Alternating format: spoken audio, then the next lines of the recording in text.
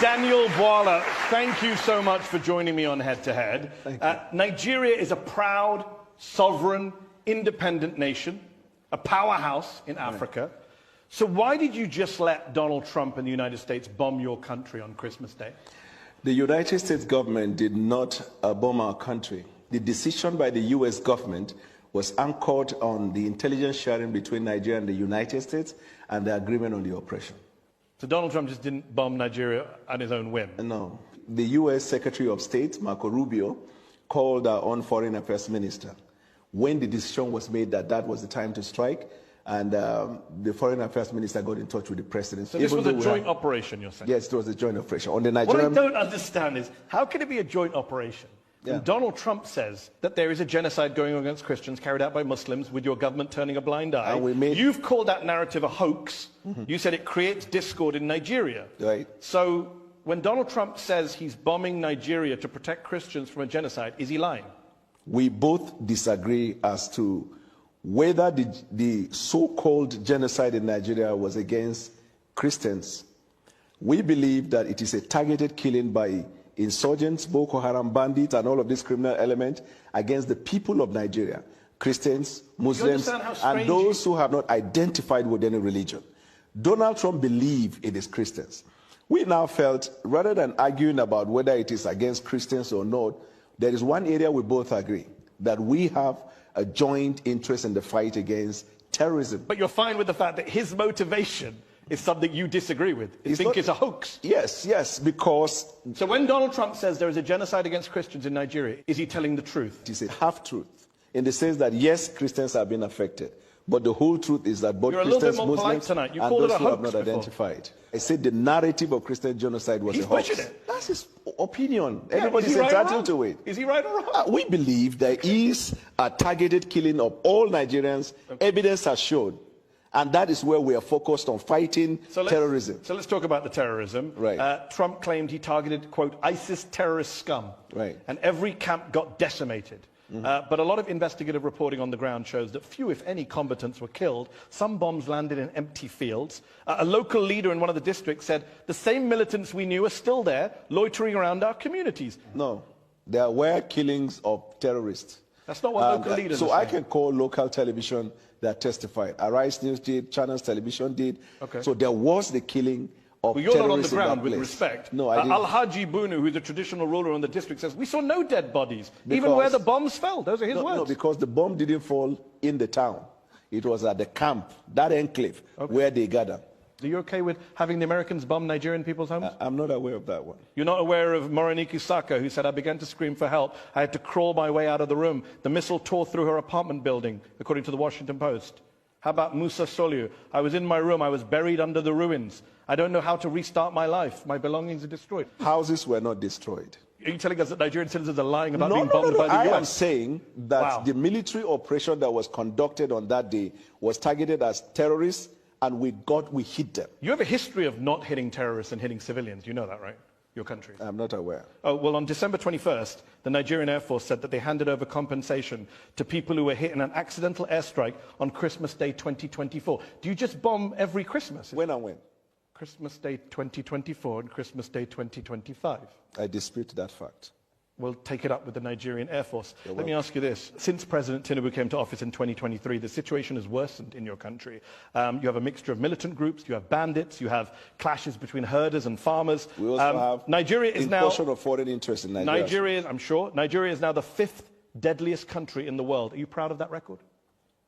I acknowledge the fact that we have insecurity in Nigeria, and until the hoax narrative of the Christian genocide, then we began to see back-to-back attack in Nigeria. We had, for the first 2 years of the president's administration, a substantial peace in Nigeria.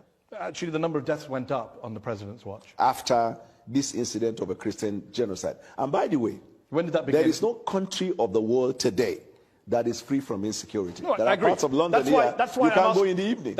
Okay, but we're not bombing London to root out militant training camps. But you have had so many of the bombing on behalf of the Let's United just Kingdom put this by in the United context here, States. since you're making rather spurious comparisons. No, the context is 11,000 people were killed in conflict in Nigeria in 2025. That is up from 8,700 in 2023. That is a 26% increase in the number of Nigerians killed since your party and your president came to office.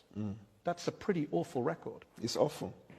And we're fighting hard day and night. But that's one of the reasons why the president traveled to Turkey, where we had bilateral agreement to deal with insecurity. That's why we're cooperating with the United States of America. That's why we're cooperating with any country of the world. The reason is because since 9/11, terrorism is a global phenomenon. Agreed. And so every country is involved in it. But it's getting worse in Nigeria. That's the problem. I can't say it is getting You worse. just agreed with me when I gave you the numbers. No, I said- 8,700 killed in 2023, Right. 11,000 killed in 2025. That's getting worse. How many people were killed in the United States last year? In conflict-related violence, probably So this is not one. a conflict. This is an act of terrorism. Okay. So how many people were killed in the United States in terrorism? Excuse me, sir. It wasn't This is 11,000. This is part of what Donald Trump many years ago in his first term classified the Western media as what? Fake news. The reason is because context matter. This is not Western No. media. You right? are well This is aware. not Western media. Yes, This I is- understand, but this you is are- the Armed Conflict Location and Event Data. ACLED, No. the most respected group When that you- counts conflict-related violence around Let the me world. ask you, where there is a terrorist I could also attack, do give you call another that an armed source. conflict? I mean, National Human Rights Commission. This is a Nigerian group. 2,266 people were killed by bandits or insurgents in the first half of 2025. That's more than were killed in all of 2024. You are failing. Amnesty International says you are failing at security. The numbers don't lie. It's unfortunate, and as a government, And it's getting worse. we're working day and night And to it's deal getting with worse. that situation. I don't agree to the fact that it's getting How worse. can it not get worse if more people die in 1 year than the previous year? Context matters. What's the context? The context is not getting worse. What? Yes. The context is not getting worse. The context is that it is not getting worse because you see, this is a water, right? Okay. If you have the water half, you could say half glass filled or half empty. Yeah. Isn't it right? Yeah. So the Western media always see Nigeria, Africa, and some of the activities in Africa as half empty. Excuse me. But we see it as half full because when we look at it, and when I say context matter, before the president Yeah. took the oath of office, Yeah. we knew the situation in Nigeria. And you made it Absolutely. worse. When he made the decision Yeah. to take bold step to put Nigeria in better trajectory, we were well aware of the fact that it was going to incense lots of people. Okay. We are also You've aware. made your point. I get Okay, the glass go ahead. half full. I get the context. I also understand basic mathematics. Let me ask you this.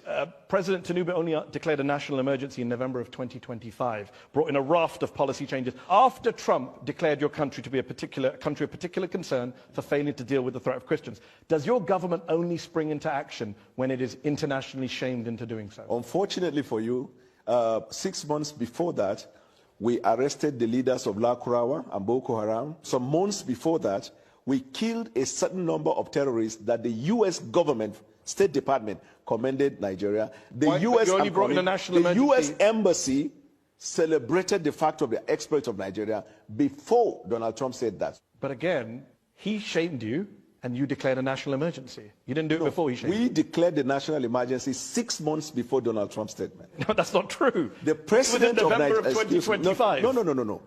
Much earlier, around I think April or May, the president declared national emergency on insecurity. But the actual national emergency was in November. How can it be let's actual? talk about, people can look this up. Let's talk about kidnappings. The world remembers Chibok in 2014, Right. when 276 schoolgirls were taken by Right. the militant group Boko Haram.